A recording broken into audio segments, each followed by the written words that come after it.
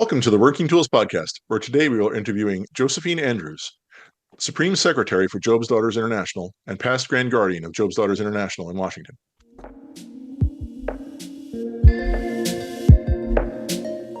Ladies and gentlemen, brethren all, welcome to the Working Tools Podcast, a casual conversation around Freemasonry. First, it's important to note that our thoughts and opinions are our own and do not reflect those of our Grand Lodge or respective craft or concordant bodies. Please connect with us and ask questions via our website at theworkingtoolspodcast.com.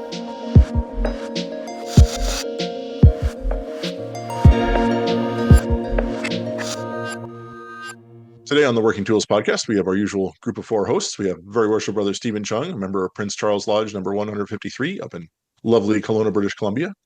Brother Craig Graham from Kalamalka 160 in Vernon, BC. Very Worshipful Brother David Colbeth from King Solomon Lodge number 60 in Auburn, Washington. And I'm Matt Appel. I'm a member of Mill Creek 243 in Montlake Terrace, Washington. And we have with us today our very special guest, Josephine Andrews, who's the Supreme Secretary for Job's Daughters International and past Grand Guardian for Job's Daughters International in Washington, and has done a whole bunch of other cool stuff with Job's Daughters. So, Josephine, welcome. Thank you for coming out. Thank you for having me, guys. I'm really excited to chat with you today. So, as we said before we started, we usually start off just by asking, so how did you become involved with Job's Daughters? Where did your involvement stem from?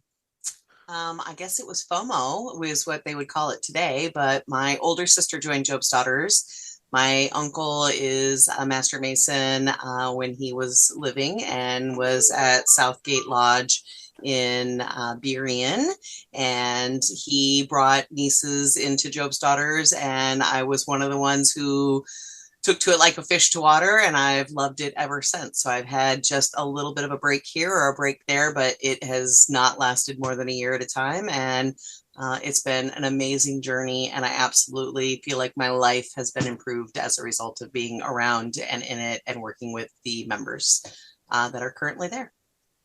Awesome. So you started here in Washington. It's not like you started in Iowa and then moved over or something. Fun fact, I live in the house I grew up in, so I really started like right here. I live in West Seattle. So yeah, I joined in Burien. It was Bethel 40 at the time, and it's down the street, like 10 minutes away. Oh, cool. I was just at Southgate 3 weeks ago. It kind of looks like a mini version of the White House. It is. It has pillars out front and yeah. So, what is Job's Daughters about? What drew you to it that you've been so attracted to it for so long? For me, it's really about the having fun. Girls just want to have fun. I guess we could go that route. Having a good time together, exploring opportunities. I loved what I learned in Job's Daughters and how teachers and others would kind of give you some respect and accolades for being a great speaker, for coming prepared, for being able to take a project from beginning to end and deliver it early. And I think that those are things I learned in Job's Daughters, right? Like how to execute a plan, how to decide what I would enjoy and maybe others would enjoy it too, and create a plan for all of us to get together and have fun. And I feel like I've been planning fun since I was 7 years old. And that's what it's really about for me. I have a great time doing it. And that's what keeps me coming back. So did I miss, were you a Joby to be? Oh my gosh, David, I love that you asked that. Yes, Joby to Bees are the young girls who are not yet old enough to join. Okay. And or did they even have that back then? 89 or so. Okay. Is when Joby to Be started. They were started by a past Grand Guardian in Washington State, Sherry Pruitt. She is a lovely woman.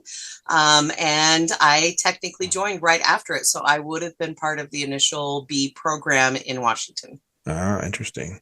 Yeah. Not many people talk about that, but it's kind of a fun in the back of my brain fact. And so Joby to Be is kind of the ushering, to allow younger girls to be part of the group, but not part of the group, right? To kind of be around the group, if you will. around the group, learn about the group, participate in things that are age appropriate for them to participate in. A lot of Bethels around the world have Joby Debris clubs, I think I would call them, where those bees have specific activities or partake in Bethel activities as well. They are not official members of a Bethel until they're at least 10 years old and have gone through the welcoming ceremony, which means that they cannot attend a full closed meeting yet, but it's getting them familiar with the importance of the work that Job's Daughters does in terms of service, comradeship, really girls getting to know girls and empowering one another. But they get to be around, they get to go to the fun stuff. That's the cool thing, right? Yeah. Yeah, Like and they don't have to do all the skating. planning and all the hard work that in making it happen. Well, right? you would be surprised, Brother Steve. They actually do some of that. So the club here in Renton, Washington, has a great bee program, and they actually will ask the girls, hey, there's next month. What would you like to do? How do we want to do it? Who's going to bring the paint? Who's going to bring the teacups or whatever it is that might be needed, and allowing them that early space and invitation to be a part of the planning and execution. So by the time they join Job's Daughters, they're ready to rock and roll and be a part of the Bethel and in every way that is important and a part of the identity of a Job's Daughter. So even though they didn't have a program when you were that age, because you were kind of in that Masonic sphere, you were kind of in your own Josie B program, if you will. Right? You like how I did that? You like that? I did. I like what you did there. Yes. So when I was a Joby to Be that wasn't then called a Joby to Be initially, it was the Little Sisters. So they would still include us. And the Grand Guardian, Sherry, that I mentioned, she had that foresight to say, we could make this an official program and it would help allow young girls a dedicated time and a plan for in the future becoming Job's Daughter. And I know for me, it was really important. My cousins were in Bethel 40 and Berrien. My sister was in Bethel 40 and Berrien, and they're all older than me. So they allowed me to go to a lot of stuff, progressive dinners, mystery trips, events, activities, skating, Shakey's Pizza. When Shakey's my Pizza. Sister up from a meeting, and we'd go have pizza on 148th, right around the corner. Those were the greatest moments, and I treasure all of them. Yeah. It's interesting. So did you go to school there in Berrien or? I was a West Seattle girl, so I actually went to Cooper Elementary, Denny Middle School, and then Chief South, which really is kind of a family tradition. My kids are now third generation Chief South High School students, so it's pretty awesome to be living in the community in which I grew up in as well, and my mom grew up in, and my dad. So it's a definite family tradition to be in West Seattle. And of course, Seahawks fans, they I think they all bleed. I know them pretty well. They all bleed blue blood, I'm pretty sure.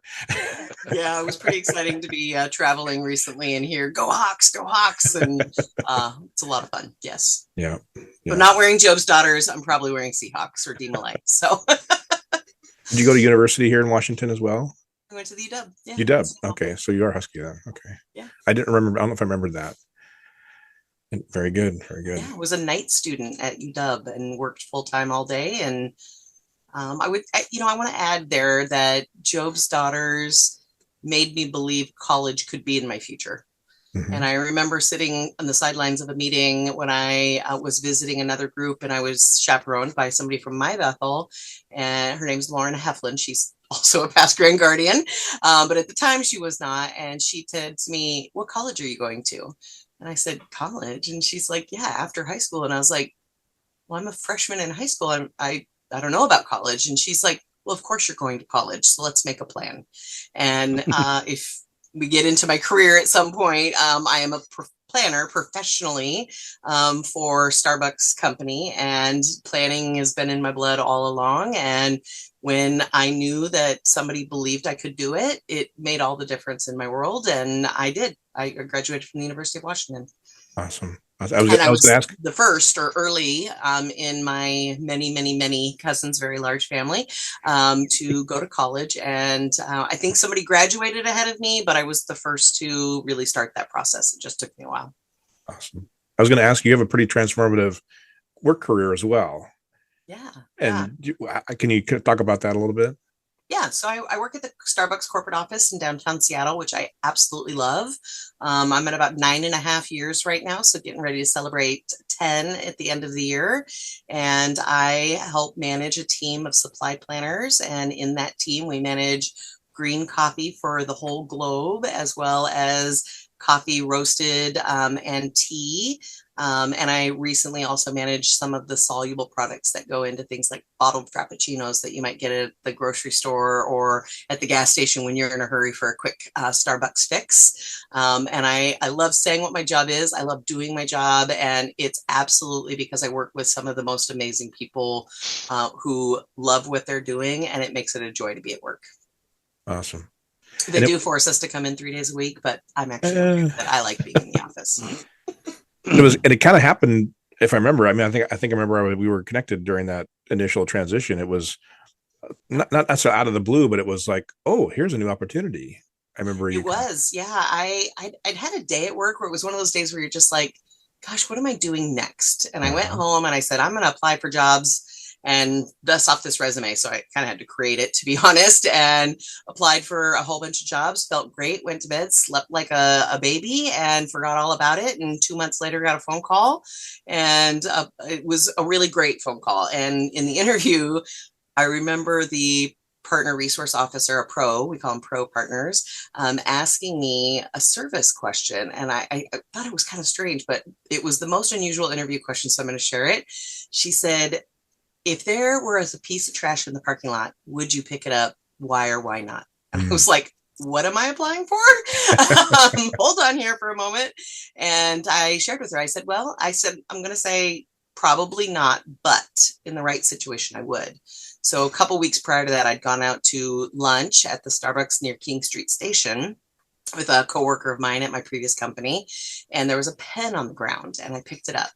And she said, oh, did you drop your pen? And I said, no. And she said, did you need a pen? And I said, no. And she's like, well, then why did you pick up the pen? And I said, well, the pen didn't have a cap on it and somebody could have slipped if it had rolled under their shoe and injured themselves. So I picked it up and I'm going to toss it in the can over there. And she's like, oh, that's a great reason. So that's the reason I shared with the Starbucks interviewer. Maybe it got me the job. I don't know, but it's quite a process to get hired at Starbucks. And I stand by, I do things for the right reasons, and I'm probably not going to clean the whole parking lot just because. Maybe with one of those claw clamp things, maybe. There you go. Awesome. So, Steve, you have a Job's Daughter's history in your family too, right? Is that? Yes. The day I joined DMLA is the day I met my first wife, and she was about to be installed as the Honor Queen of Bethel 23 in Vancouver, and I was smitten, and took me a couple of years to get her to go out with me, but after that, the rest was history for a number of years, and we forged on forward and made 2 more Jobies. And Nice. My one daughter stayed in for a number of years, and the other one, she didn't quite think it was for her, so she decided to get a job and spend her non-school hours working, and she liked money, so it worked out well. She still got to hang out with them and do all the fun things, right, when she had time. But yes, I tell you, the DMLA and Jobies was the best thing that ever happened in my world, and I can relate. I watched many Job's daughters grow up through the years, and probably have very similar stories to yours. But they didn't have back then, way back then, the Joby to Be program. Which when that finally did come in, I thought it was great, because now, especially now, I mean, you're really hard pressed to catch the attention of the younger generation with all the other things that they have to choose from to spend their time on, whether it be games or computers or they're getting into so many other things now. where if they can get exposed to it and get a taste of it, then I think that it's probably the most beneficial program that they started to help the organization, right?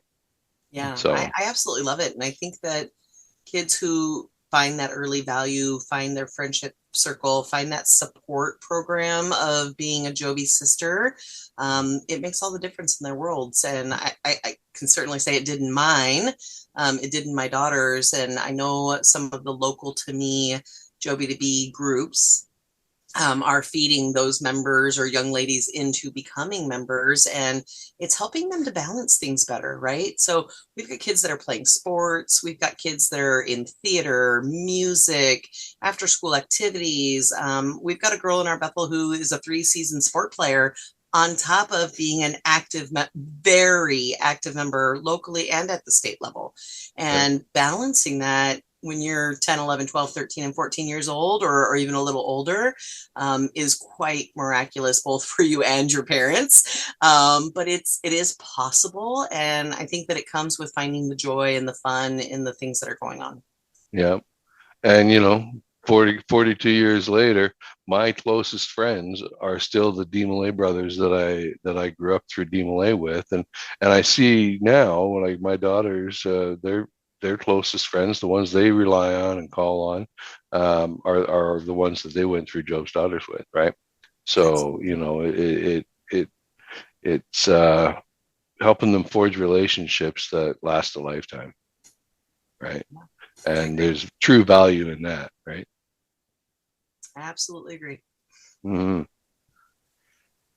So you mentioned, oh, go ahead, Craig. Sorry. I was going to ask Josie, these days, what qualifications does a young woman need to join Job's Daughters?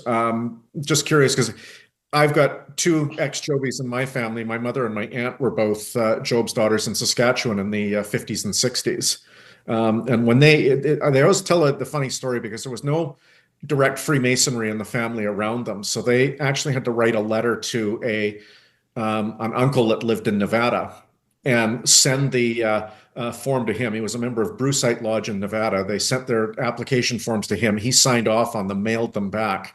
And that's just how it was done in the late 50s in Saskatchewan. But I just wonder how there's obviously still a Masonic connection, but how does it work nowadays? Yeah, so nowadays, we've moved from calling them petitions to applications. And in that application process, you do note if you have a Masonic relative. We do a check first to see if there is a Masonic relative, because that is something that's important. The Masonic heritage to Job's Daughters, to our ceremonies, to the things that we do. And so we do check for that first. In the event that we can't find one easily, we can actually allow for a Mason, usually an associate Bethel guardian or someone else close to the young lady, can sign her application as her master Mason that's recommending her for membership, in addition to a majority member or a young woman or woman who was in Job's Daughters and turned 20 during her time of membership. And between the two, they sign saying that they recommend this young woman for membership. She also has a friend or someone in the Bethel who signs that application as well. And then there's a couple of details, like everyone in Job's Daughters says that they have a belief in a supreme being. We don't require you to be of one faith or another. Job's Daughters is not intended to replace your faith. I have a very strong faith of mine, and it is different from my fellow sisters who were in when I was a girl or who are in our Job's Daughters Bethels today. And so it's really important that we be inclusive and welcoming and opening to multiple faiths. But the one ask is that you do believe in a supreme being. We also ask that you respect your country and its flag, your parents, your guardians, your sisters, and that you learn some memory work to be able to show that you understand and acknowledge those details. But parents, guardians, country, and your supreme being or God is a really important part of being a Job's Daughters. Not that you didn't already have a Masonic background in your family for Elizabeth to be eligible, but recently something well, when it wasn't the last 6 months or so, something pretty significant happened in your family with your husband. Yeah, okay, so we've been together, some just were About a million years, I think. just south of 20 years. He joined and petitioned and joined FSL Lodge 313 in Des Moines last year. I think it was in March last year. So we've just crested past a year. He has been raised to a Master Mason and is doing those final steps of memorizing it and his Masonic processes, which I only know a little bit about. But I have to say, I never imagined that he would join. Of course, I prompted him and said, hey, think about it someday. Think about it someday. But, we're not going to live our whole marriage, 20 years to just talk about him joining Masons. And the day that we were at the lodge installation of officers, Abby was going out and Bill was going in as worshipful master, and he stepped away from the table. He went because he's friends with them as well. And he asked for a petition to join lodge. And I was like, oh, Eric's being funny today. Like, I really didn't imagine that it would happen. And he has grown a lot. He helped with the big crab feed that they do recently. He was a restaurant guy for 13 years, so that's certainly in his lane. And his Masonic coach, Mark, I would say is one of the best gentlemen I've met in maybe ever. Like, you're all phenomenal men, but Mark he has become like practically Uncle Mark in our family in a very short amount of time. And his love and support is really quite excellent. And he's brought Eric and Eric's love of Freemasonry and being a lodge brother forward in a way that honestly I could only have dreamt of as a Job's daughter and someone who thinks of the Masonic family as part of my family in whole. My dad was a Mason, my uncle was a Mason, and my son's a DMLA. My daughter's a Job's daughter. In fact, my son was just installed as master counselor for Rainier DMLA in Tukwila. And in his thank you speech and remarks, he made a comment that his dad joining lodge made us a complete Masonic family now. And it was almost a little bit emotional for me because that's kind of what I dreamed of, and it's come to fruition. So everybody has to do things like Job's Daughters, DMLA, Rainbow Lodge, Eastern Star, Amaranth, etc., on their own time and in their own way, and find the passion that works for them. And I'm thrilled that my husband Eric has found his place and what makes him happy. And it's fantastic. It's fantastic. Yeah, well, congratulations to him and to you and the whole family. And you kind of skated by. FSL stands for Frank S. Land, who was the founder of DMLA. Yes. And he and Eric also, if you all remember, can make the connection. A few weeks ago, we had Jeff Brunson on, who's the Grand Master of DMLA, and Jeff Brunson belongs to Frank S. Land as well. One of the founders, I think. Jeff might have been one of the founders of that. And so there's some really strong connections in that. And so Eric wasn't DMLA though, right? But he just not DMLA. Yeah. No, he was not aware of it when he was growing up. Yeah, me either. Yeah. I think it would have been a great opportunity for him had it been. Yeah. I jokingly, when I was in Auburn High School, I stood out front and I was in Police Explorers. And so I stood out front and directed traffic for parades right in front of the Masonic Temple, but had no idea what DMLA was either. So, or Masonry, had no idea about Masonry, but that's awesome. And so it's neat to have, even though of course there's the family connection, but then having the Frank S. Land and the DMLA connection with he and Lex as well. I'm sure that, and that's really touching to hear that Lex talked about that. Yeah, it was really quite incredible. Yeah. The youth groups through the Masonic family have done a lot to help young men and young women grow into amazing parts of society and have futures that maybe they didn't imagine for themselves. And I get to sit courtside, and I have front row seats right now to watching it happen, not just for local groups, but also for my own children. And I know that the impact that these organizations are having on them is profound, right? Like, these other adults who are working with them, my kids see them as extra parents and aunts and uncles or grandparents. And our family's not small to begin with. And then you start compounding aunts and uncles and grandparents on top of that. But it's the support system. It's the old school small town vibe where you feel like you know everyone. And no matter how far you go and where you go, you run into someone you know for it and through it. And it's fantastic. It's so fun, right? All the way over to Kennewick, Washington, and we're running into friends from Port Angeles visiting there, and you feel like you know everybody, and that the world's just not as big as it may seem on a map. Well, it sounds like a great place to wrap this up. This conversation about the beginning of the conversation about Job's daughters. Hopefully, we'll get to talk about it a little bit more. But the Masonic family, as you said, it makes the world a little smaller, and in a good way, not in a bad way. Exactly. Yeah, that could be a it's bad the one thing, you choose, right? Yeah. Yeah. So, but anyway, on behalf of Craig and Stephen and David and myself, thank you very much, Josephine, for coming on the show. We really appreciate it. Thank you, guys. It was a pleasure to meet you, and see you again, David. And we look forward, if anybody has any comments or questions or anything, please, we're on all those social things. If any questions about the show, please let us know. We're happy to try and answer them. And with that, thank you all for listening to the Working Tools podcast. Goodbye.